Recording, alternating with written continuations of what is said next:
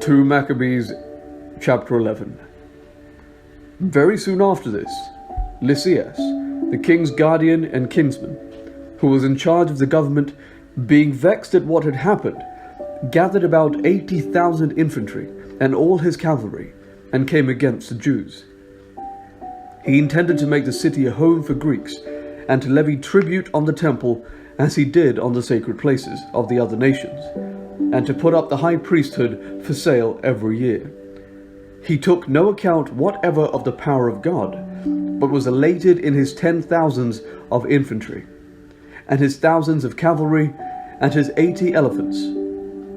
Invading Judea, he approached Bethzur, which was a fortified place about 5 stadia from Jerusalem, and pressed it hard. When Maccabeus and his men got word that Lysias was besieging the strongholds, they and all the people, with lamentations and tears, prayed the Lord to send a good angel to save Israel. Maccabeus himself was the first to take up arms, and he urged the others to risk their lives with him to aid their kindred. Then they eagerly rushed off together. And there, while they were still near Jerusalem, a horseman appeared at their head, clothed in white and brandishing weapons of gold. And together they all praised the merciful God, and were strengthened at heart, ready to assail not only humans, but the wildest animals or walls of iron. They advanced in battle order, having their heavenly ally, for the Lord had mercy on them. They hurled themselves like lions against the enemies, and laid low 11,000 of them, and 1,600 cavalry, and forced all the rest to flee. Most of them got away stripped and wounded, and Lysias himself escaped by disgraceful flight. As he was not without intelligence, he pondered over the defeat that had befallen him, and realized that the Hebrews were invincible because the mighty God fought on their side. So he sent to them and persuaded them to settle everything on just terms, promising that he would persuade the king, constraining him to be their friend. Maccabeus, having regard for the common good, agreed to all that Lysias urged. For the king granted every request in behalf of the Jews, which Maccabeus delivered to Lysias in writing. The letter written to the Jews by Lysias was to this effect: Lysias to the people of the Jews, greetings.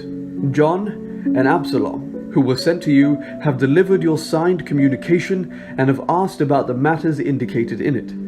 I have informed the king of everything that needed to be brought before him, and he has agreed to do what was possible.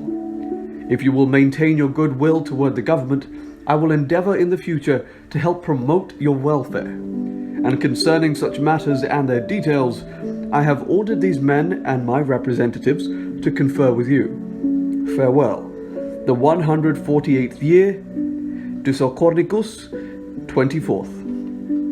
The king's letter ran thus: King Antiochus, to his brother Lysias, greetings. Now that our father has gone on to the gods, we desire that the subjects of the kingdom be undisturbed in caring for their own affairs. We have heard that the Jews do not consent to our father's change to Greek customs, but prefer their own way of living, and asks that their own customs be allowed them. Accordingly, since we choose that this nation should be free from disturbance, our decision is that their temple be restored to them, and they shall live according to the customs of their ancestors.